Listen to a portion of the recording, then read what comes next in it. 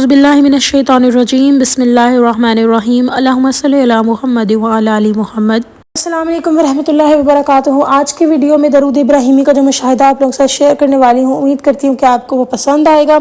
और last video में मैंने शेयर किया था कि अल्लाह ताला हमें कभी भी गरूर ना करने दे, जैसे शैतान ने किया था। और एक दुआ बस में देना भूल गई थी कि अल्लाह ताला हम सबको इस नापाकी से दूर रखें, आमीन सुम आमीन। चले जी दरूद इब्राहिमी के मुशाहिदे की तरफ चलते हैं। और एक बात पहले कहना चाहूँगी, रबीउल अव्वल का महीना है, बेश बहा दरूद पाक नबी पाक सल्लल्लाहु अलैहि वसल्लम को तोहफ़तन पेश करें ताकि उनकी नज़र करम आप पर भी हो सके।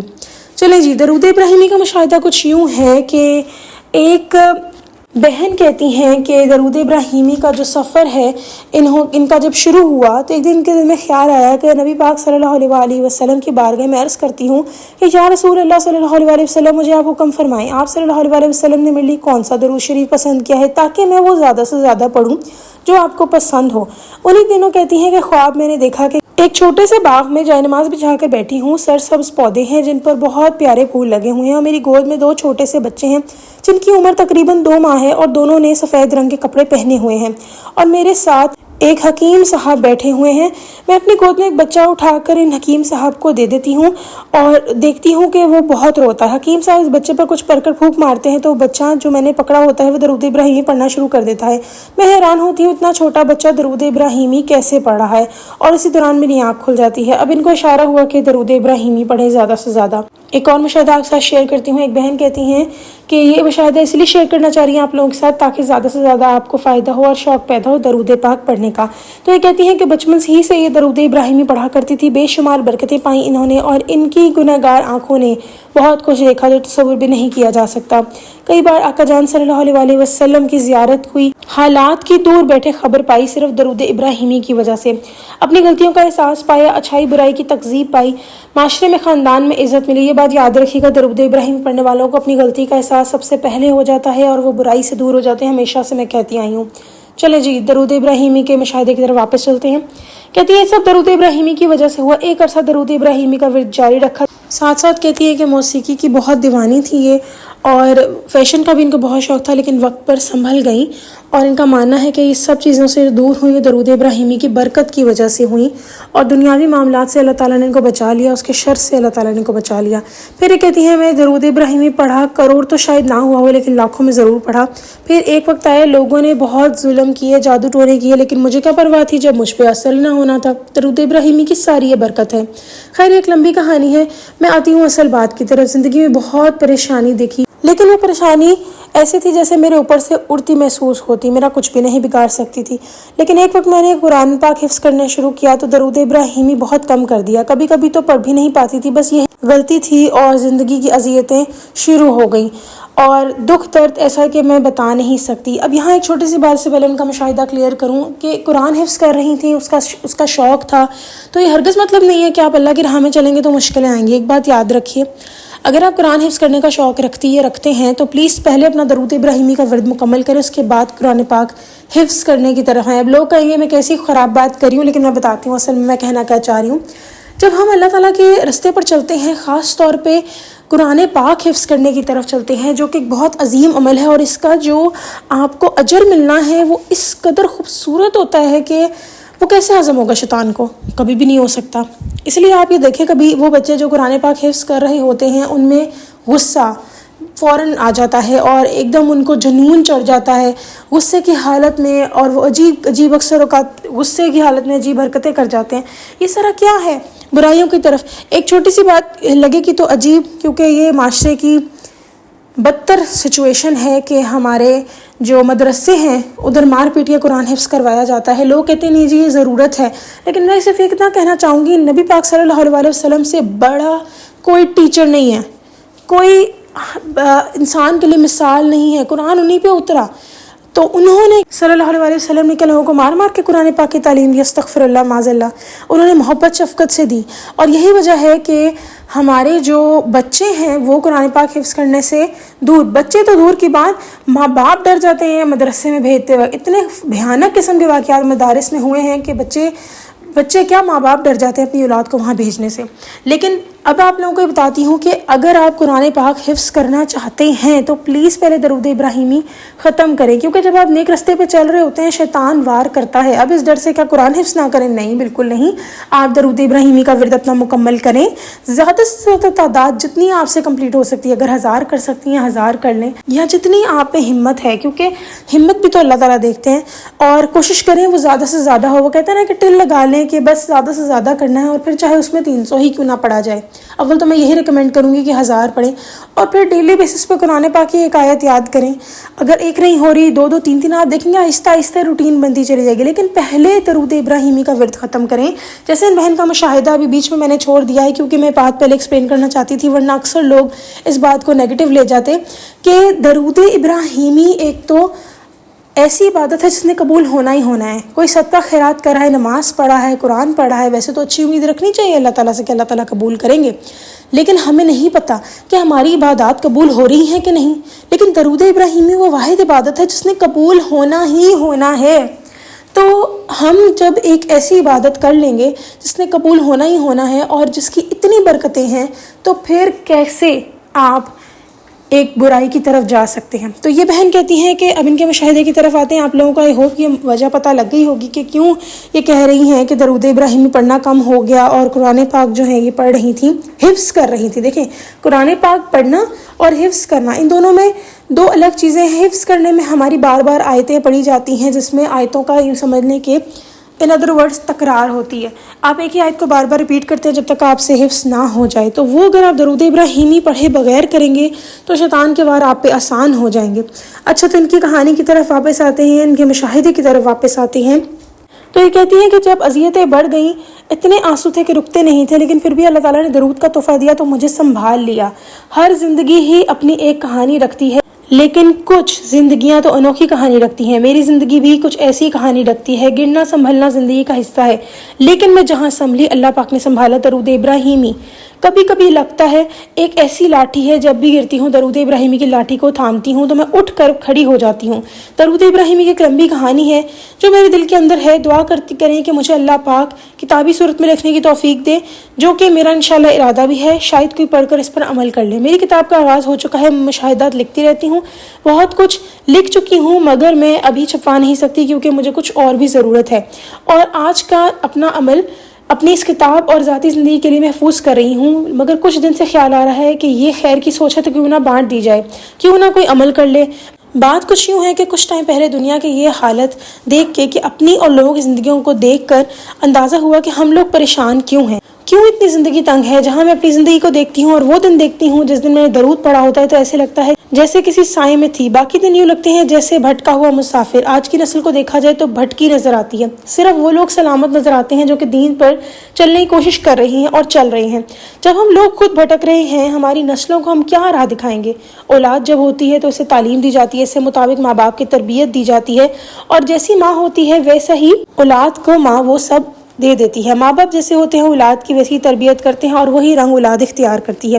پھٹکی ہوئی اولاد سر جھکا دیتی ہے، مگر دیکھا جائے تو قصور ان کا بھی نہیں، کیونکہ جب ہم دین سے دور ہوں گے تو ہم کیا، ہمارے بڑے بھی سر جھکا کے چلیں گے۔ مگر آئیں آج ایک انوکھا بہترین تربیت کا آغاز کرتے ہیں۔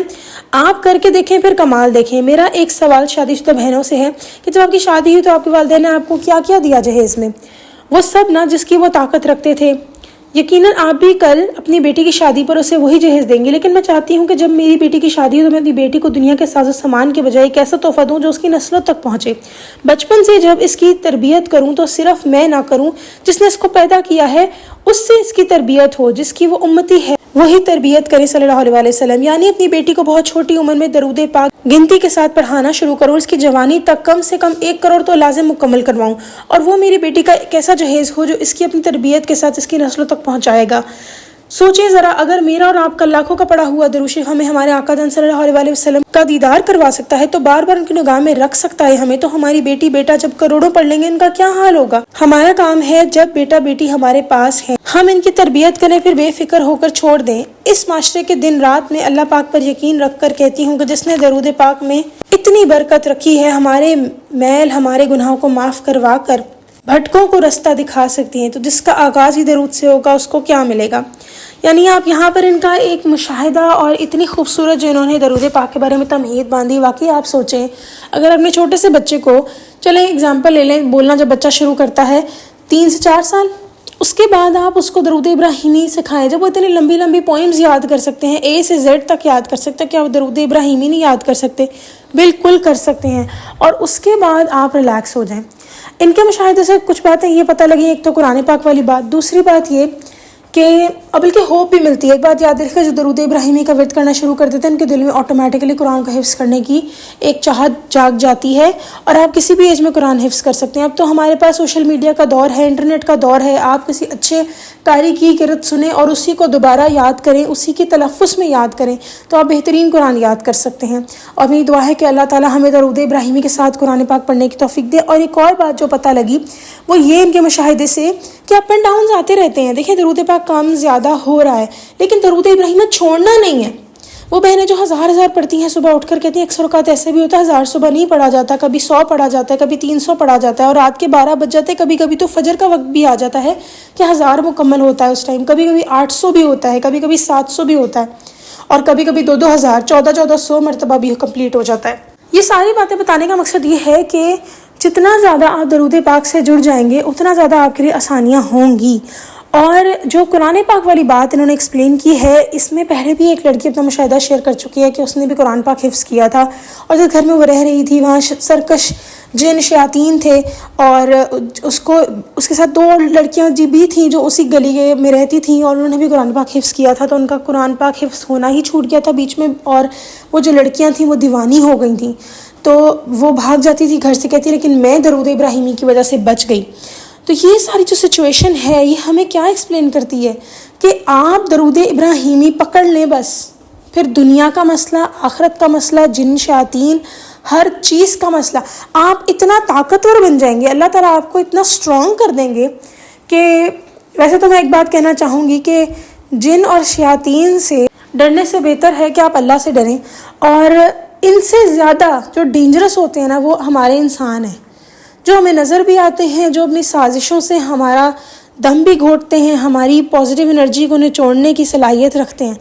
تو ان سے زیادہ تو یہ ہمارے جو انسان ہیں یہ زیادہ دشمن ہیں۔ وہ کہتے ہیں نا کہ اکثر اوقات لوگ کہیں کسی روڈ پہ جا رہے ہوں تو کسی کتے کو دیکھ کے انسان ڈر جاتا ہے، لیکن میں کہتی ہوں کہ انسان جو ہے اس میں ایک جو جانور ہے کتا، اس سے بھی بڑھ کے صلاحیت پائی جاتی ہے آپ کو کاٹنے کی، اور اس کا کاٹنا جو کتے کاٹنا ہے وہ تو ٹیٹنس کا انجیکشن لگا، اس جگہ کو ہیل اپ ہونے میں ٹائم ہو گیا، لیکن انسان کا کاٹنا ہوتا ہے نا وہ اتنا برا ہوتا ہے کہ وہ آپ کا اگر ہیل نہیں ہوتا تو آپ کی نسلوں تک ٹرانسفر ہوتا ہے، یعنی اگر آپ اس کو اس ایموشنل اس ذہنی حالات سے باہر نہیں نکلتے نا تو وہ پھر آپ کی نسلوں میں ٹرانسفر ہوتا ہے۔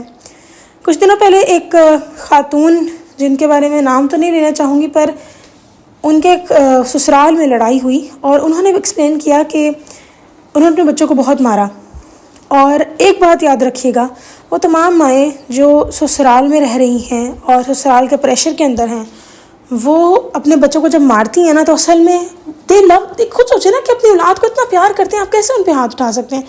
اصل میں وجہ کوئی اور ہوتی ہے، آس پاس کے لوگوں کی فرسٹریشنز آپ کو اس حد تک تنگ کر کے رکھ دیتی ہیں کہ جب آپ کی اولاد تھوڑا سا بھی ضد کرتی ہے، کچھ کرتی ہے، تو آپ اس پہ اتنا ایک برا ری ایکشن دیتے ہیں کیونکہ آپ کا بس ہی اپنی اولاد پہ چل رہا ہوتا ہے۔ وہ جو گھٹیا لوگ ہوتے ہیں آپ کی زندگی میں ان پہ آپ کا بس نہیں چل رہا ہوتا اس ٹائم، کیونکہ آپ لڑائی سے بچنا چاہتے ہیں۔ آپ یوں سمجھ لیں کہ ہیرا لا کر کوئلہ بنانے کی کوشش کی جاتی ہے، تو کوئلہ کیا کر سکتا ہے اس ٹائم؟